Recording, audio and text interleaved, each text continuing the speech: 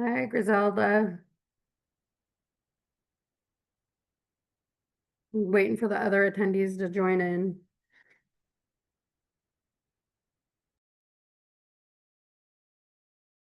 There we go. Now they're showing up. It always takes a few seconds after we start. This will be a quick one today.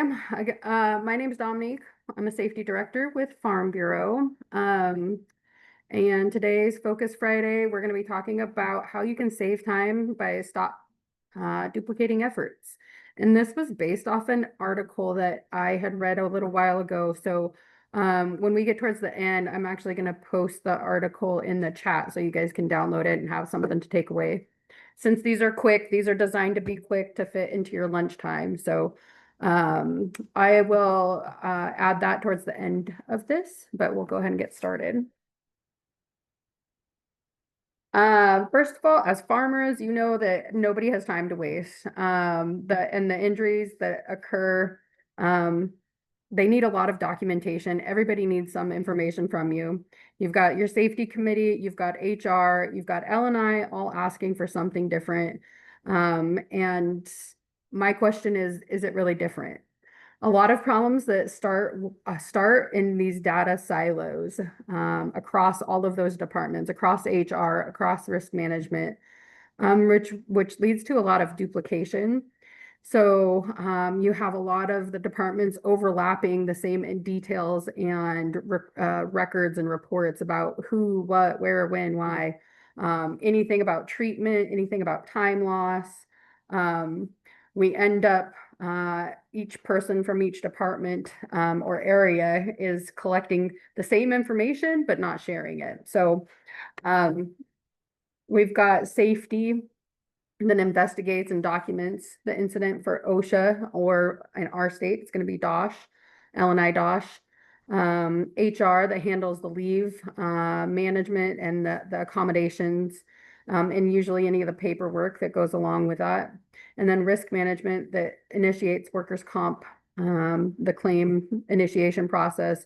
They might track costs and gather information that we might be asking for as Farm Bureau, as the claims consultants call you.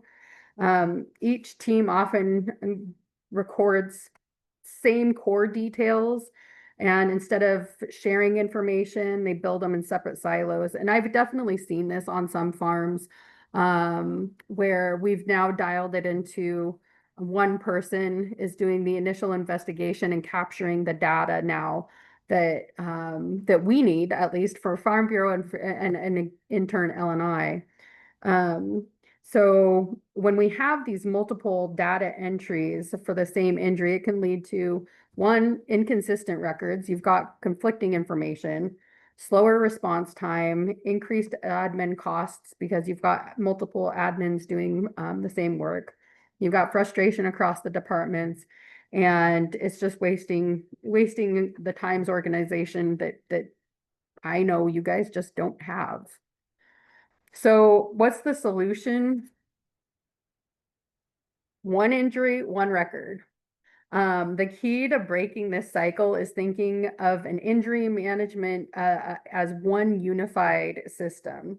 And there's a surprising amount of OSHA and workers' comp data that overlaps. For example, the incident details, who was injured, the date and time, location, description of the event, medical treatment, like the type of care that was provided, whether the treatment was beyond first aid. So if we need to record it on your OSHA 300, as well as the treatment plan for the employee, lost time or restriction, days away from work, job transfer, restricted duties. And so here's some common data sets that the overlapping management system could hopefully bring into one location, one spot for all of that. So first of all, if we to overcome these silos, the first step is going to be creating a unified reporting process. So create a system that works for you, obviously.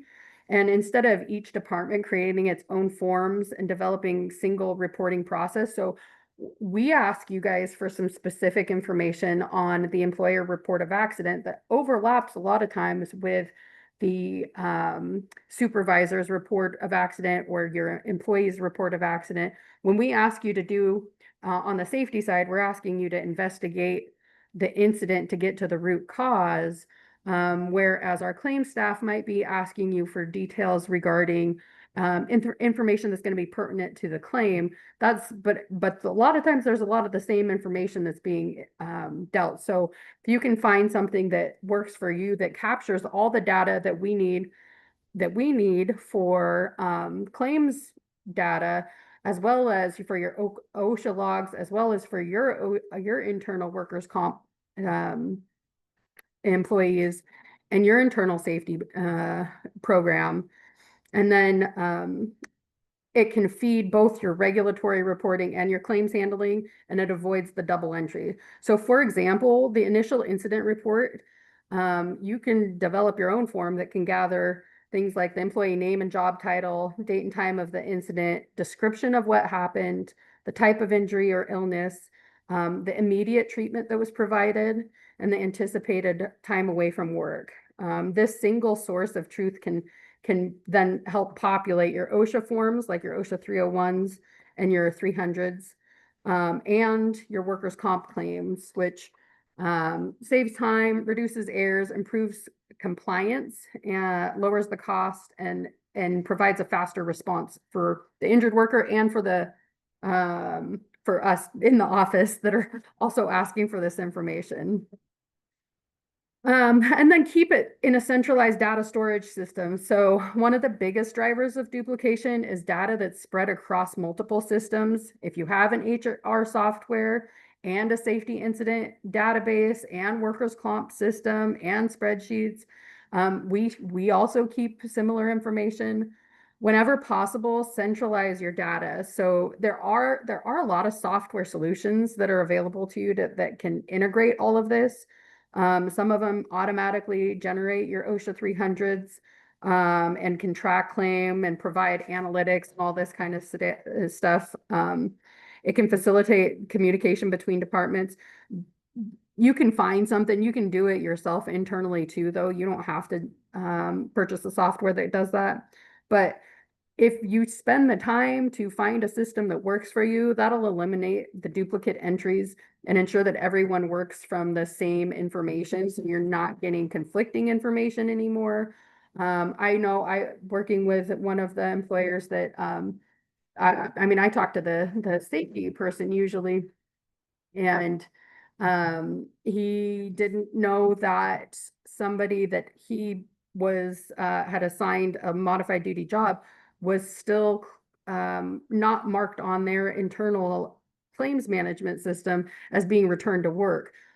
So having something that they can share between the claims and the safety side, that they both have checks and balances, so you are consistently making sure everybody has the same information, and if something's wrong, it can be corrected.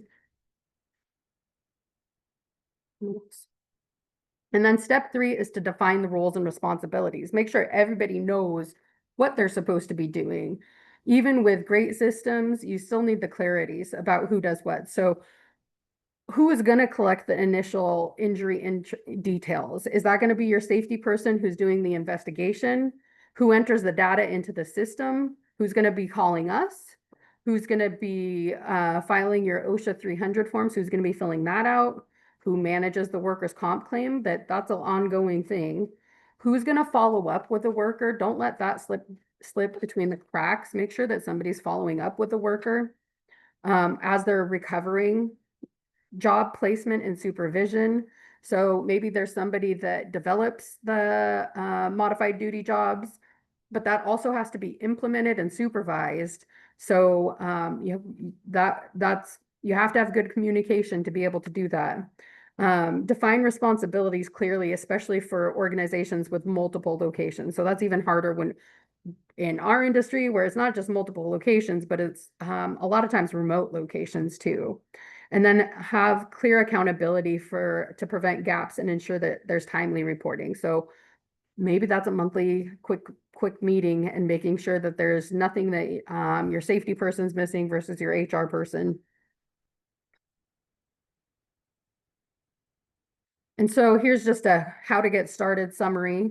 Audit your current system, look at the forms that you're using. Are you using any databases? What are you using for communication? Educate your teams. Um, OSHA recordables and workers' comp claims often overlap, not always, but probably 90% of the time they're going to overlap. Integrating processes improves both compliance and injury outcomes.